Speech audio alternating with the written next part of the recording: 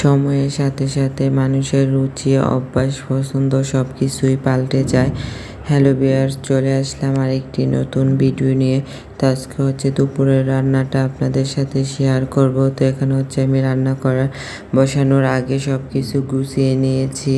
তো আজকে রান্না করব হচ্ছে সিম টমেটো দিয়ে, সিম আর টমেটো দিয়ে হচ্ছে শিং মাছ। তো এখানে হচ্ছে আমি মাছগুলো হলুদ আর লবণ দিয়ে ভালোভাবে মেখে নিচ্ছিলাম। তো কড়াইয়ের মধ্যে তেল দিয়ে দিয়েছি, তেলটা ভালোভাবে গরম হয়ে গেলে তারপর হচ্ছে এখানে আমি মাছগুলো দিয়ে দিব। তো শিং মাছটা হচ্ছে আমার আগে একদমই পছন্দ ছিল না, এখন হচ্ছে সময়ের সাথে সাথে রুচিও পাল্টে গেছে। তো শিং মাছটা এখন আমার কাছে অনেকটাই ভালো লাগে। তো শিং মাছ কাটতে যেয়ে একটা প্যারা, আমি সব মাছ কাটতে পারলেও শিং মাছটা একদমই কাটতে পারতাম না। এখন তো আর বাসায় মাছ এনে কাটতে হয় না, বাজার থেকে কেটে আনা যায়।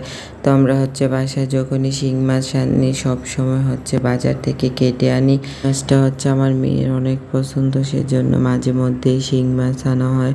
তো এখন হচ্ছে আমার মাছটা ভাজা হয়ে গেছে, মাছটা এখন আমি চুলা থেকে নামিয়ে নিব। মাছটা নামিয়ে তারপরে হচ্ছে মাছের তেলের মধ্যে আমি কিছুটা পেঁয়াজ কুচি দিয়ে দেব।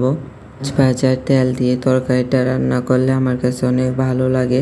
তো সবসময় হচ্ছে আমি মাছ ভাজার তেলটা দিয়ে তরকারি রান্না করি, যদি না মাছ ভাজার তেলটা পুড়ে না যায়। যদি পুড়ে যায় তাহলে হচ্ছে পাল্টে আবার নতুন করে তেল দিয়ে নেই। তো এখানে হচ্ছে আমি সিমটা দিয়ে দিয়েছি, সিমটা দিয়ে অল্প একটু লবণ দিয়ে ঢাকনা দিয়ে কিছুক্ষণ ঢেকে সিদ্ধ করে নেব।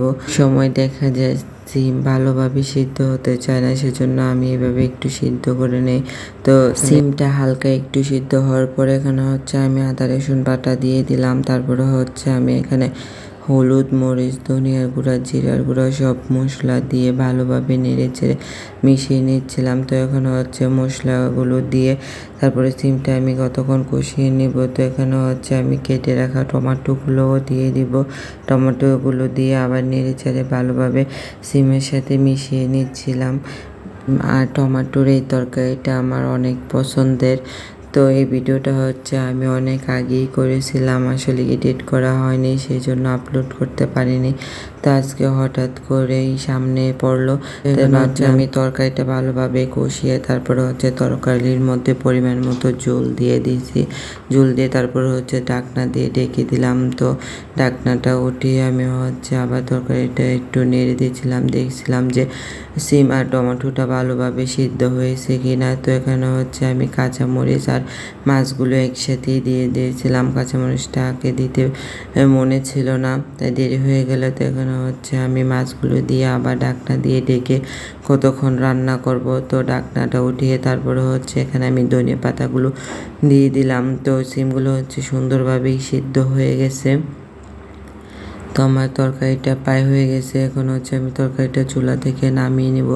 তারপরে হচ্ছে আমি ডালটা বসাবো। তো এখানে হচ্ছে আমি তরকারিটা নামিয়ে তরকারিটা হচ্ছে কড়াই থেকে পাতিলের মধ্যে ঢেলে নিয়েছিলাম, কারণ কড়াইয়ের মধ্যে থাকলে আমার ভালো লাগে না, সবসময় রান্না করে পাতিলের মধ্যে ঢেলে নেই। তো এই তো তরকারিটা রান্না হয়ে গেছে, এখন হচ্ছে আমি ডালটা হচ্ছে ভুনা করব, সেজন্য পেঁয়াজটা ভেজে মশলা দিয়ে ডালটা একটু কষিয়ে নিচ্ছিলাম। তো ডালটা কষিয়ে তারপর হচ্ছে এখানে আমি কাঁচামরিচটা দিয়ে পরিমাণ মতো পানি দিয়ে দিলাম। তো বেশি পানি দেব না, একটু শুকনো শুকনো করে রান্না করব। তো পানি দিয়ে হচ্ছে ডালটা আমি ঢাকনা দিয়ে ঢেকে দিলাম। তো এখানে হচ্ছে ডালটা ভালোভাবে সিদ্ধ হয়ে গেছে। তো এখানে আমি টমেটো দিয়েছিলাম, তারপরে লাস্টে হচ্ছে ধনিয়া পাতাটা দিয়ে